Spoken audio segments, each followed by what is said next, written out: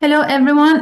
Welcome once again to TVS Colloquium. Today we have the pleasure of having James Mullaney, lecturer from Sheffield, here with us.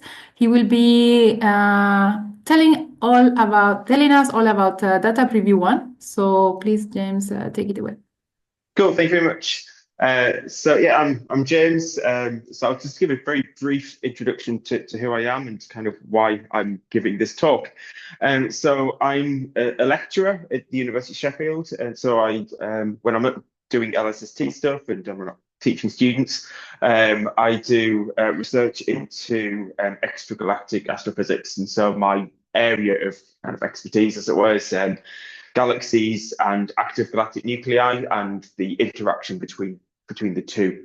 Um, but since April 2023, quite a lot of my time has been taken up by work on LSST.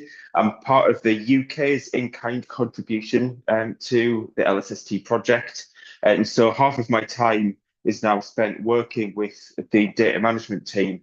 And I do a few different things within that role. And so my primary role, or the reason why I'm employed to do this, is to check the data that kind of comes off the telescope and gets passed through the pipelines, basically to make sure the data that comes out of the pipelines are scientifically valid.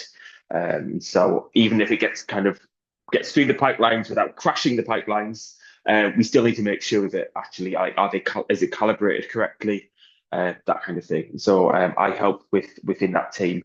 But I also work on the pipelines, so I do improvements to the pipelines. I'll fix bugs, I'll add extra new features, that kind of thing. So I'm working a lot with the science pipelines people.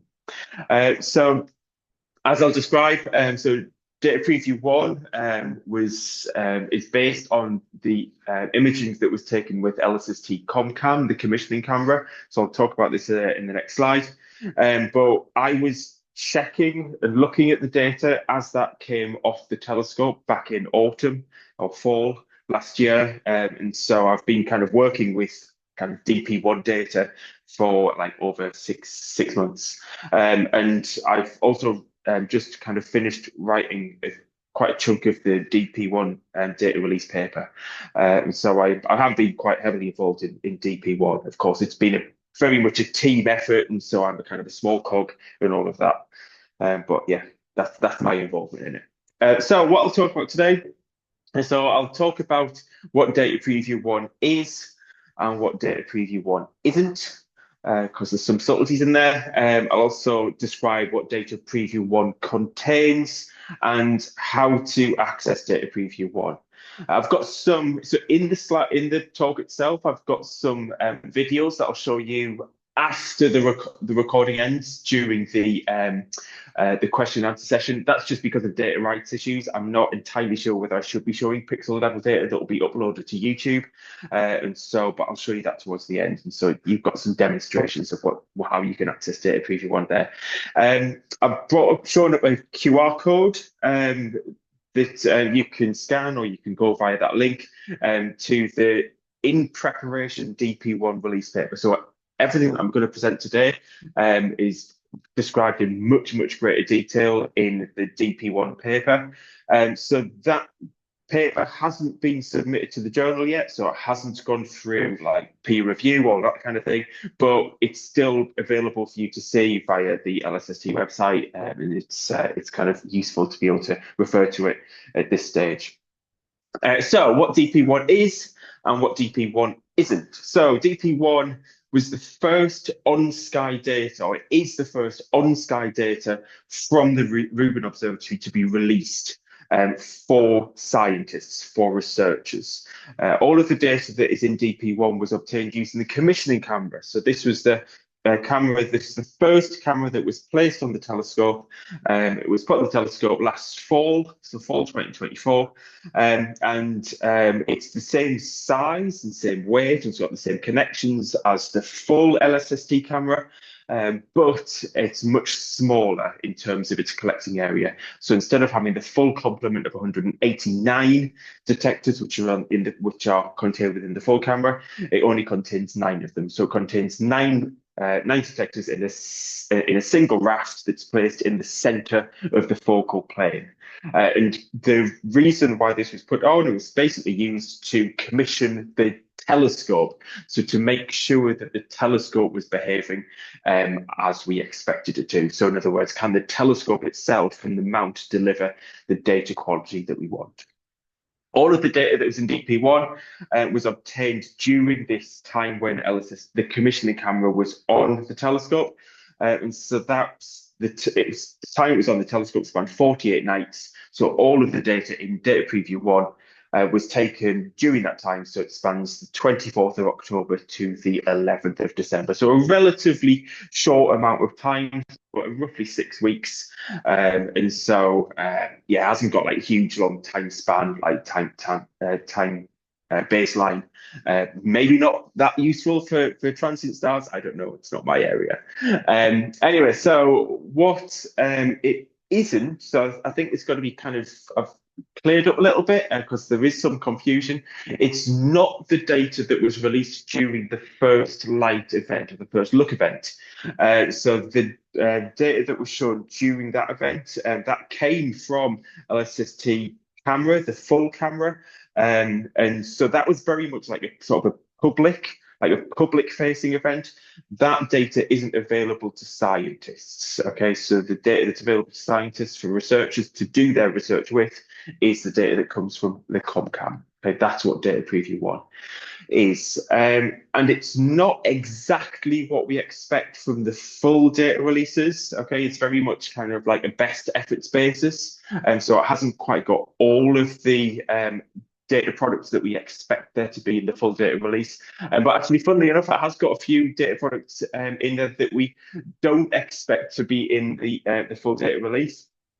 Because data preview 1 is a relatively small amount of data, covered a relatively small amount of area of the sky and not for very long either. And so actually we can squeeze in more data sets. So in particular, we can include the different images in the full data set that may not be included in the data releases, the full data releases, because there won't be enough room to deliver that, but they can be generated instead. Okay, so what the ComCam campaign actually was, so it covered 7 different fields, and so they're all relatively small size fields, probably 2 square degrees each, and so ranging from 47 Tuc, which is a globular cluster, so a very high stellar density region, out to very deep fields, and so the kind of thing that I work on, so the extended channel deep field south.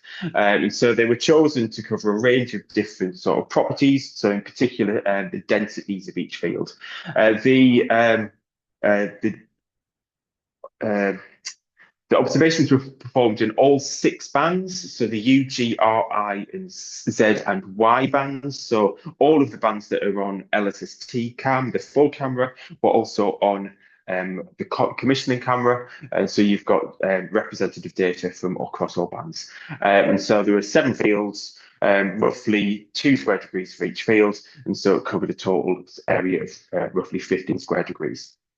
Okay, but they're all across, but that's not a contiguous 15 square degrees. Of course, they are dotted around the sky. So the DP1 contains data derived from 1,792 30-second ComCam exposures.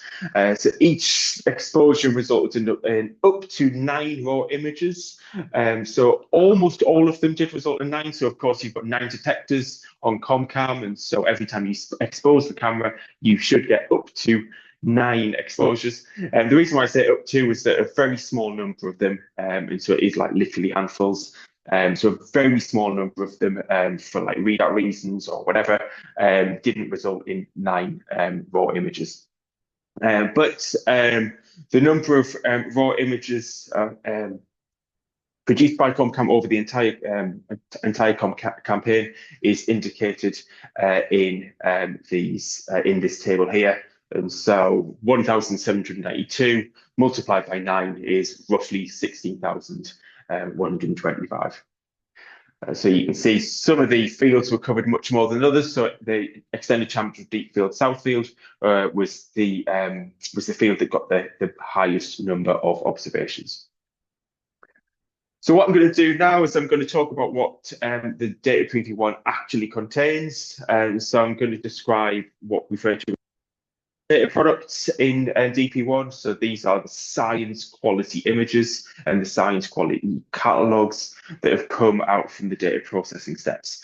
And then I'll also describe very briefly some of the extra data sets that are included in data preview 1. So these are things like maps, ancillary data products, and metadata. So these aren't necessarily things you'll really do your science for, but they will aid your scientific investigations. And so you can have a look at the full contents of DP1 by scanning that QR code that will take you to this website, dp1.lsst.io. So you can have a look at the schema on there. Okay, so to talk about the images first. So, of course, pixel level data is being released in DP1. It's one of the key features of Rubin. It's not going to be just releasing catalogs. It's going to be producing lots and lots of pixel level data as well that you can analyze yourself. We're including in DP1 the raw images. So if you really want to, you can go back and have a look at where the data that came straight off the telescope. But we don't recommend that people use that. Instead, really the first useful piece of imaging data that is included in DP1 is really the visit images. So the visit images are those images that have been processed and they've been calibrated by the pipeline. So these are really the first or the lowest level scientifically useful images. Okay, because during commissioning or during operations as well, the telescope, the camera will observe the same patch of sky multiple times. So it took multiple images of the same region of the sky.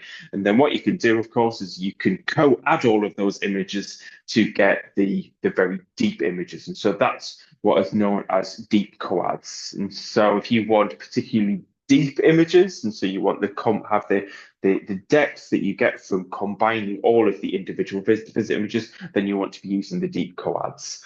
And so we don't select all of the visit images to go into the deep coads. We select them based on their image quality, and the main criteria that we use for selection is they need to have a good point spread function. So a point spread function for width half maximum of less than 1.7 arc seconds. Most of the images did actually pass that criteria, but some of them were, of course, were excluded and didn't go into the quads because they didn't meet the quality criteria.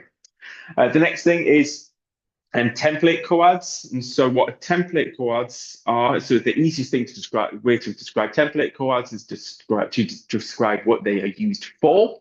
So template coads are used to produce difference images. And so what difference images are is where you take a visit image and you subtract from that a template coad of the same region of the sky of that visit image. The idea being is that if you subtract a template from a visit image, anything in that patch of sky that has changed in brightness, either because it's moved or because it's changed in intrinsic brightness, then that will pop out in your difference images.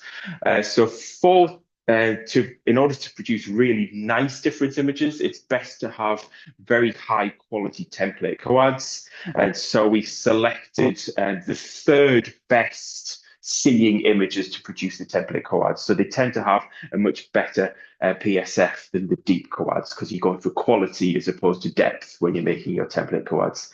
And then finally, also included are, of course, the difference images that are produced by subtracting the template coads from the visit images. Okay, so as I say, they should show everything that is included. That should be things that have changed in fluxes.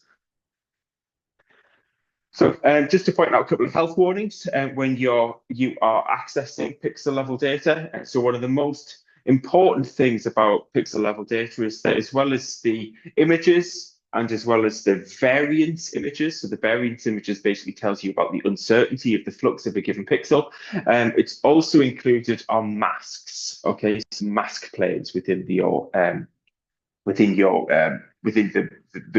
visit image or the coad object or data set. And so these pixel masks are very useful. In fact, they're crucial to refer to when you are analyzing your images. Okay, so make sure if you're looking at the pixel level data, so imaging data, make sure you understand and you refer to the mask plane if you're working with that data. And so to explain why you should do that or why you must do that, it's quite useful to use an example. And so what I'm showing here is I'm showing an image of what we refer to as a tract, and tracts contain the co-added images. Okay, and the color scheme here indicates regions of this tract which have got more or less number of visit images that have gone in to produce that coad. And so you can see that in the purpley colors, lots and lots of visit images have gone into it, and the orangey or more orange colors indicate where there are fewer visit images have gone into it. And so what you can see is there are some regions of this image. So if we look at sort of patch, let's say, focus on say patch number 53. So that's this region here. So this patch number 53. So the coads are separated up into tracts and patches. If we look at this patch number 53, we can see that there is a region. So some of that patch 53 is indeed covered by the visit images, but other parts of it aren't. Now there are regions of that coad that haven't been covered, but they won't necessarily contain, for example, zeros or nans. And so if you were to just blindly use these coads and stick an aperture down in there, then you would get what would seem to be a perfectly reasonable value, okay, because they're not zeros, they're not necessarily nans, they're actually, a lot of them are interpolated values, but they are completely meaningless. Okay, so it'd be very easy if you didn't refer to your mask plane to stick an aperture down very blindly and just get something out that looks pretty valid. So that's why you need to refer to your mask planes to make sure that if you're referring to your images, make sure that you're not looking at areas that contain, for example, no data or saturated pixels or cosmic rays, for example. So make sure you look at your mask planes if you're using imaging data. So that's the imaging data. So I'll talk a little bit more about the catalogs. So catalogs are what are produced once you've performed a source detection algorithm on your imaging, and then you get a bunch of sources detected, and then you perform some measurements on those sources. And so we've got a number of different catalogs in there. So I'll describe some of the key ones. I won't go through all of these. So there are the source catalogs. So the source catalogs are the 5 sigma detections that are detected in the visit images. So every time you get a visit image pushed through the pipelines or produced by the pipelines, then you can run a source detection algorithm on that, and that will get your sources. Okay, but that is in contrast to the object catalogs. The object catalogs are those that are produced by running a source detection algorithm on your deep coads. Okay, so the way that the project likes to kind of describe it is that an object is kind of like an astrophysical object. So I can measure a galaxy, or you can measure a star, and that kind of refers to, look, that is the physical object that you're measuring. Whereas a source is a measurement, an individual measurement from a given epoch of observation of that object. So a given galaxy or a given star will have multiple sources associated with it because that object has been observed multiple times. Okay, and so that's the difference between an object and a source. So all of the objects detected in deep coads, all of the sources detected in visit images.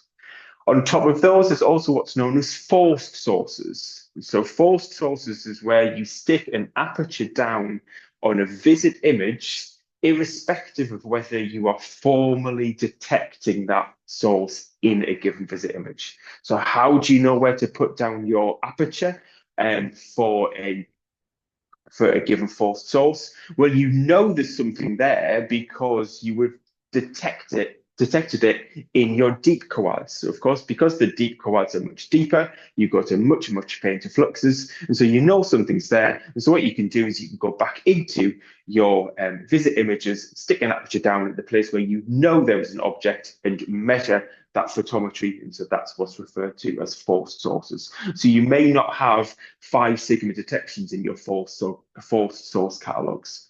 And there are also catalogs that are based on difference imaging. So I described difference imaging earlier. And so they're essentially kind of counterparts to the objects and sources, but they're performed on difference images instead of coads and visit images. There's also a number of solar system associated catalogs. I know nothing about solar system objects, and I'm guessing being TBS, you might not be too interested in them, so I'm not going to describe them here. But there's also some non-science or not from observations catalogs within DP1. So what do I mean by that? And so these aren't catalogs that have been produced by running source detection. They're catalogs that describe the observations. So, for example, there's a catalog called CCD Visit Catalog. And so that tells you information about the exposures. And so what time of night was this exposure taken? Where was the telescope pointing when this observation was taken? What was the point spread function like when this image was taken? We also include the calibration catalog as well. And so that is the catalog that we have used to calibrate the data. So it is a catalog that has been built up from multiple other catalogs. So things like Pan-STARRS and DIGHAM observations. Okay, so similar to the images, there's also some health warnings that come along with the catalog data as well.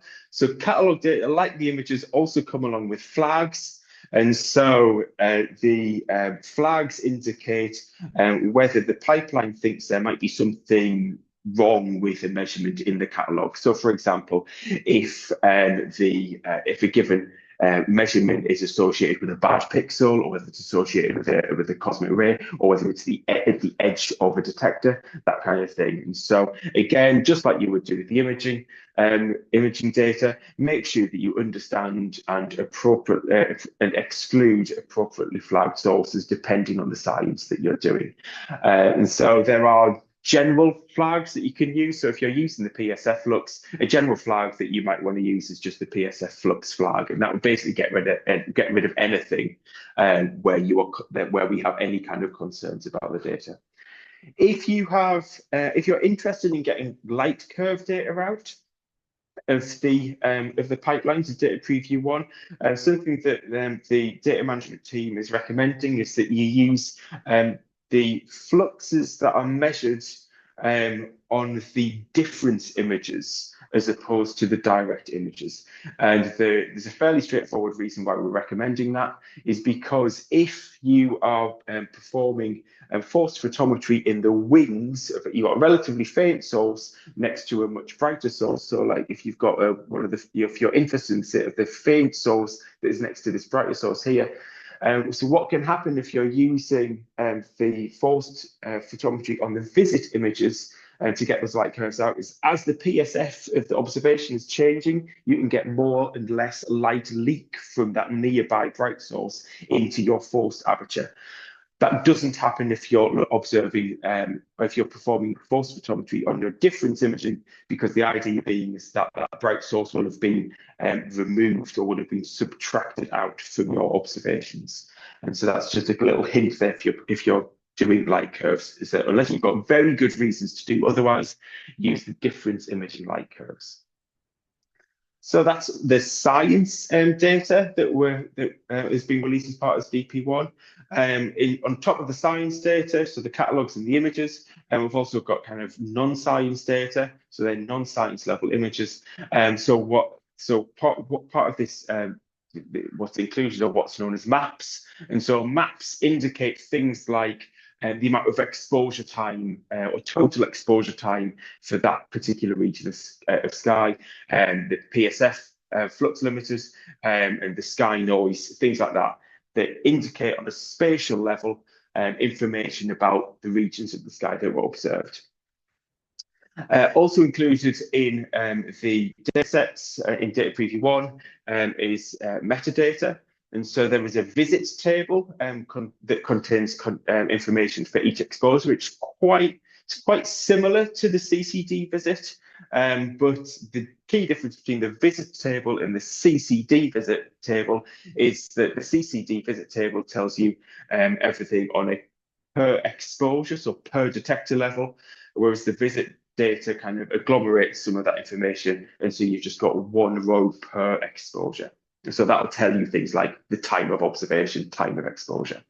And then we've got other ancillary data products. So we've got things like, so we're trying to be very open in terms of what data release. So we will provide things like configuration files, so you can check how the pipeline was configured when it processed the data. We'll include things like log and metadata files. So log files are useful to try and find out, well, why did a certain processing fail? For example, so you can look at that kind of thing. Calibration data products. So if you did want to go all the way back to the raw data products and then reperform biosubtraction and flats, you can do that because we've provided all of that information for you. And we've got information like whole system band plus throughputs as well in the ancillary data products. So to give you a kind of indication of what kind of data quality we've got in DP1, and so that this table indicates the depth of the coads of each different field, and but for comparison, I've included the 10-year depth of the survey as well. So we're already getting kind of appreciably close to the 10-year depth in even the first few observations with ComCam. We have, of course, performed a whole range of different checks on DP1 before we release it out to the scientific community. So we performed photometric checks, and so these are stellar loci in color space. I know very little about stellar loci. It's not my kind of particular area, but I've been told that the width of these tracks indicate that our photometry is indeed very good. We've also performed astrometric checks as well, so we're getting very good astrometry out, and so very small residuals, so way sub-arc second residuals in our astrometry. And we've got really nice point spread function taken with the telescope, and so typical point spread functions of less than 1.5 arc seconds. So it's 4.5 maximum. So in terms of accessing the data, and so the DP1 data is now available to everybody who has got data access rights. So depending on where you're based, whether you applied for data access rights. So everybody in the US and everybody in Chile has got data access rights. If you are outside of those countries, then you have to apply for it via your country's system of applying for it. So you can access the data via a number of different ways. So you can access it via the portal, or you can access it via notebooks if you want to do more programmatic analysis or programmatic access to the data. So I'm going to skip over these because I will show you the images, or I'll show you some videos that kind of that demonstrates how you can use each one of these once the recording has stopped.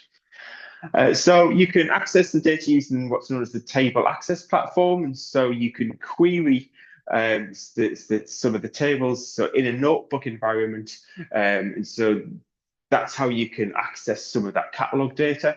It's the recommended way of programmatically accessing the table data. I'll demonstrate how to do that in some of the videos later on. So it's all done using ADQL, which is basically SQL type language, but with kind of astronomy like bells and whistles.